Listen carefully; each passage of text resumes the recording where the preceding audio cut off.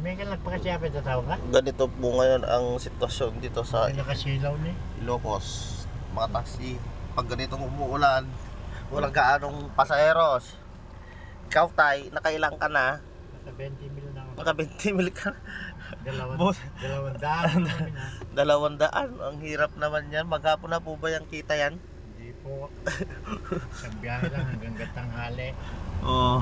Ganito kami sa Ilocos. Patamba-tambay lang. Pag may tawag, doon lang kami gagalaw. Lalo na po to si tatay magaling tong mag-metro. Andiyan po ang metro niya. Puro legal po kami dito. Walang nangokontrata. Di ba tay? Yeah. Oo. Ganito po sa Ilocos. Ganyan. Ang mga taxi namin sa Ilocos puro magaganda. Magaganda. O, tingnan mo na yung unit ng taxi ni tatay. O, ang linis-linis. O, parang Mercedes lang. Pang malakasang upuan yung mga yan. O. Tapos gwapo pa si tatay. O, yung driver nating gwapito.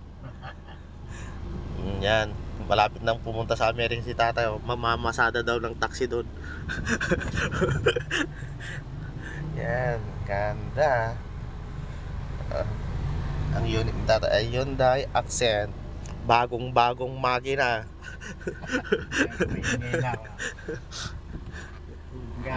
Oh, may electric pump pa si tatay. Oh, ganyan. Oh, yan. Pag nakukulangan ka sa lamig. Yan. Pag electric pang ka.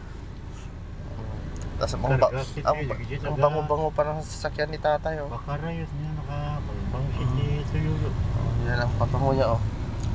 Yan. Reverse. Sponsored by Reverse Detailing Coffee Break. May coffee pa siya.